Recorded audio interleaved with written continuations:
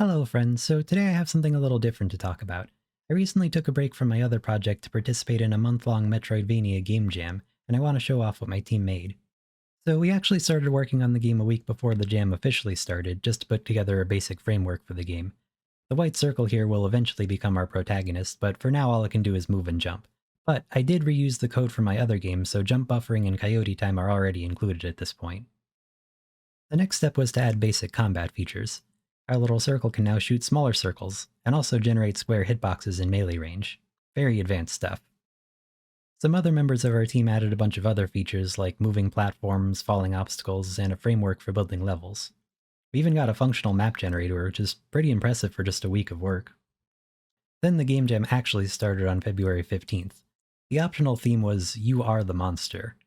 Our team had a lot of interesting ideas, and we eventually settled on making the protagonist a slime creature that can possess enemies using mind control. So basically Mario Odyssey, but you're a slime. The story is that the slime is trying to escape from a lab where scientists are performing experiments on it, as well as other monsters. With our concept decided on, our artists started working on the protagonist and several enemies, but it would be some time before they made it into the game.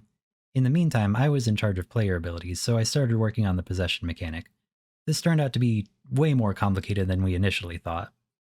Basically, the way that it works is every enemy has a set of inactive scripts similar to the ones on the player, and when the player hits a possessable enemy with their melee attack, they'll activate those scripts, switching control from the player object to the now possessed enemy. And then the player object destroys itself. And that's where all the issues come in. See, if we just left it at that, any other enemies on the screen would break because the player that they were tracking suddenly disappeared. So when we possess an enemy, we have to make sure that every part of the game that needs to know where the player is can tell that the possessed enemy is now the player. We did this by updating the enemy's tag upon getting possessed and adding some extra logic on the enemies to be constantly searching for whatever object is the player. Of course, we have to go through a similar process whenever the player unpossesses an enemy. Wait, is that even a word? Well, unfortunately, we can't just turn the player's scripts back on because, oh yeah, we destroyed it. So instead we have to keep track of the player's state from before it possessed the enemy, and then spawn a brand new player and set its health to the same value it had before. So by this point we're a couple weeks into the jam. The level designers had put together some basic levels to walk around in. We've got grates that only the slime can pass through, we've got sensors that require you to be possessing an enemy in order to open a door, we've got keys that unlock other doors. It's all starting to come together. I also added a dash ability for the player, which basically works like the dash from Hollow Knight, where the player is invincible and goes through enemies during the dash. This was meant to be the ability that you unlock by defeating the first boss. Which brings me to my next task, the boss. We decided that it would be another experimental creature from the lab, and somehow landed on a goldfish piloting a mech. If you squint your eyes you can kind of see it. I thought it would be easiest to rig a bunch of rectangles and circles to move around together so the artist wouldn't need to animate anything. We would just use a bunch of PNGs for the different moving parts. The boss has just two attacks. A stomp that generates a shockwave, and a set of missiles that fall a few seconds after being fired. Because of the missiles, you can't just stand in one place, but you also want to stay away from the ground in front of the boss since the stomp is hard to dodge. However, you can still jump on top of it and attack it for a bit before the next set of missiles comes.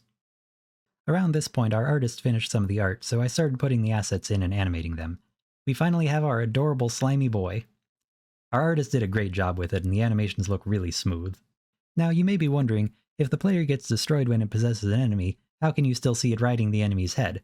Well, right before the player is destroyed, it spawns a dummy sprite that looks exactly like the player, and animates it moving to the enemy's head, and then once it gets there, it activates a previously disabled sprite of the slime. And of course, that gets deactivated again when the player unpossesses the enemy. Like I said, this possession business is complicated. So the next step for me was doing the animations for all the enemies.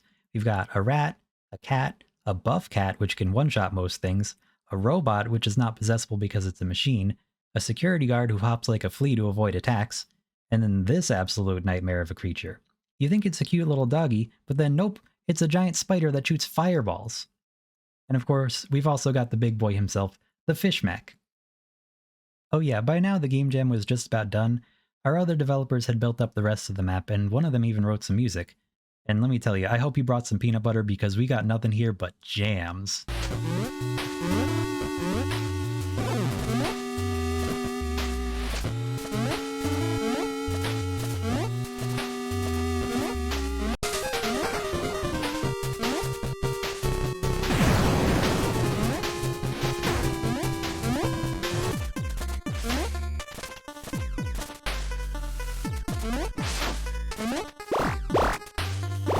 So I spent the last few hours before the deadline frantically fixing bugs, animating the enemies, and giving them all unique attacks.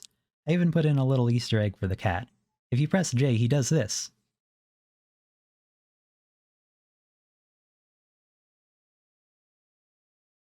So that's pretty much the game. I had a lot of fun working on it, I learned a ton, and I'm really happy with the end result. If you want to give it a try, there's a link to it in the description. And that's all for now. Let me know what you think of the game if you do try it out, and thank you so much for watching. Bye!